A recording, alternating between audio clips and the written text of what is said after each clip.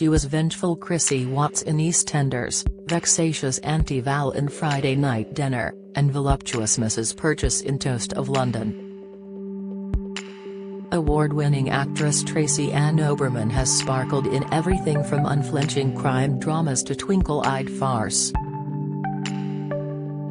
But if her parents had had their way, she'd have honed her performance skills in an entirely different theater, the courts of law. And 14 million viewers would have been robbed of the memorable sight of her bumping off-screen husband Dirty Den with a cast-iron Scotty dog doorstop. Known for her forceful views and no-nonsense attitude, Tracy-Ann tells me surprisingly that I was a very shy child. But that changed when her father took her and my sister to the cinema to see the amazing Mr. Blunden. I was 4 and I loved it. I lost myself in that, it was so magical. I knew immediately that I wanted to do that, to be part of that. She stuck to her acting dream growing up, even though her parents reacted, like all immigrant parents, saying, "Don't be ridiculous." They thought it was madness, like wanting to be an astronaut, and tried to push me into law as it was a paid profession. We used to watch Rumple of the Bailey and my father would say, "See, a much safer option." Oberman, 56, doesn't do safe, however. From Tomorrow, the Royal Shakespeare Company veteran plays a female Shylock in The Merchant of Venice 1936, which relocates the Bard's romantic comedy to East London on the cusp of the Battle of Cable Street, recasting Antonio and Portia as fascist blackshirts. The stage adaptation, Tracy-Ann's idea, mines her Jewish family history, a story so astonishing it merits a television drama in its own right. Her Shylock is based on her great-grandmother Annie, who fled to England to escape the Russian pogroms, she says. Like a lot of East End women, she was as tough as nails. Annie saw her father nearly get beheaded. She fled her small Russian hometown near Mogilyov, now in eastern Belarus, aged 14 during the murderous 1905 anti-Jewish pogroms, finding love on the boat to Liverpool and work in her aunt's East End factory. Matriarchs ran the Oberman clan largely because most of the men had perished in the Great War. Tracy-Ann recalls her paternal great-great-aunt, known as Sarah Portugal, who smoked a clay pipe and sported a slash of red lipstick, an aunt called Machine Gun Molly, and her Bubba, grandmother, Faye, who fought at Cable Street in Whitechapel when more than 100,000 protesters put paid to Sir Oswald Mosley's dream of marching 5,000 British Union of fascist supporters through largely Jewish communities. The spirit of these formidable women fired Tracy-Ann's fierce opposition to anti-Semitism in the Labour Party and left-wing acting circles. Oberman, who is married with one daughter, was born in Brent, northwest London, grew up in Stanmore and then fulfilled my duty to her parents by studying classics at Leeds University. She went on to graduate in drama at Manchester and trained to be an actor at the Central School of Speech and Drama. In 1993, she joined the RSC, which helped dispel her parents' fears. Sadly, her father passed away before her EastEnders's stardom. He died in my arms. I was in my 20s and had to drag him down the stairs and give him mouth-to-mouth resuscitation. It was like an episode of Casualty. As well as multiple TV parts, Tracy-Ann has appeared in more than 400 radio plays, and written several for Radio 4. Her career highlights include standing on the Olivier stage opposite Kenneth Branagh, appearing with John Malkovich in Lisbon, and her first day on Doctor Who playing Yvonne Hartman. "I'm a lifelong fan, a Whovian," so going on set and seeing a Dalek and a Cyberman was incredible. I was in heaven. Auditioning to play Chrissy Watts, she says. I was the only person I hadn't heard of on the audition list. But joining EastEnders was like going to Hogwarts, she laughs. It was like entering another world. The sets are a third smaller than real life, so on outside location shoots the actors look tiny. Tracy-Ann played Chrissy, the Betty Davis of Walford, for 2 years, appearing in 138 of 142 episodes in year one, shooting up to 28 scenes a day.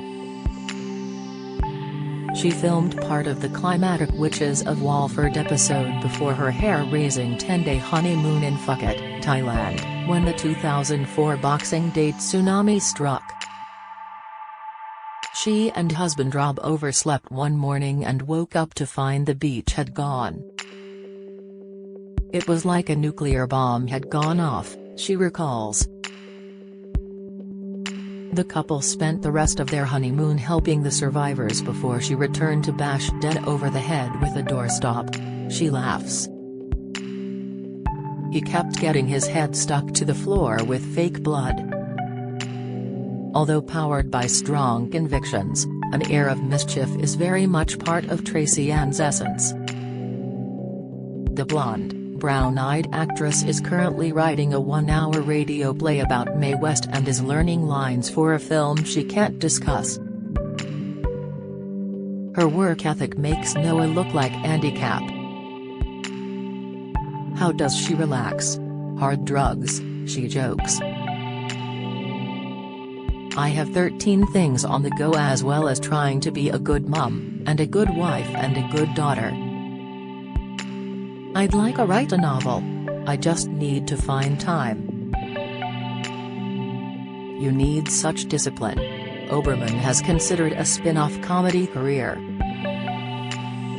I did a stand-up course back in the day with my friend Simon Evans, says. I had to do stand-up 5 nights a week. I did 3. I got laughs, but I found it too lonely. I prefer working with people. People like Toast of London creator Matt Berry, a genius, she says. Her favorite stand-ups include Joan Rivers, Larry David, Richard Pryor, Bill Hicks, and Sarah Silverman. Ricky Gervais can be brilliant. That Golden Globes speech was one of the greatest pieces of TV ever. David Baddiel makes me laugh, he has the turn of phrase. Paul Ritter's death in 2021 put paid to hit Channel 4 comedy Friday Night Dinner.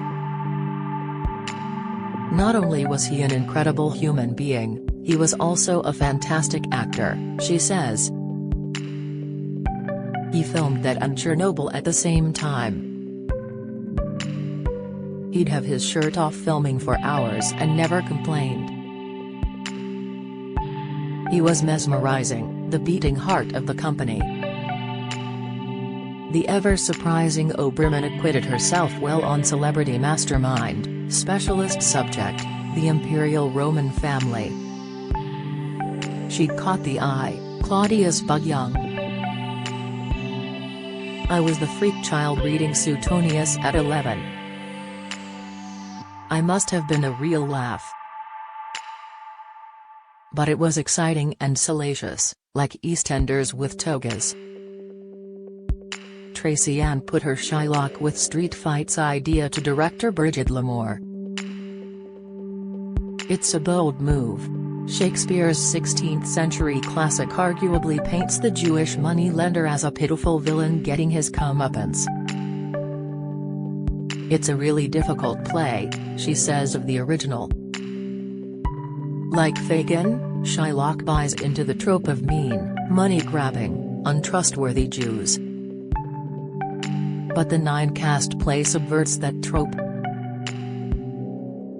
The actress has encountered modern anti-Semitism. She was advised to change her to Jewish surname by a drama teacher, and experienced vile online insults from far-left activists after objecting to Mir One's mural of Jewish bankers playing Monopoly on the backs of working people.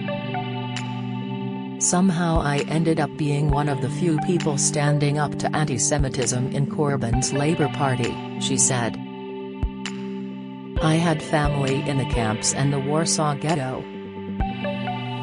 She ticks me off for a throwaway 2006 nose joke, although I assure her there was no hidden meaning. To Tracy-Ann, resetting Shylock as an anti-fascist heroine at the Battle of Cable Street reminds people of what a hopeful moment that was, and how we are stronger together, instead of splitting communities up to compete in the oppression Olympics. Oberman is a noble person, honest, loyal and direct. What I say I mean, she says. Although I'm also very impatient and I ask a million questions. But finding my voice has made me feel fearless. The Merchant of Venice 1936 is at Watford Palace Theatre, February 27 to March 11.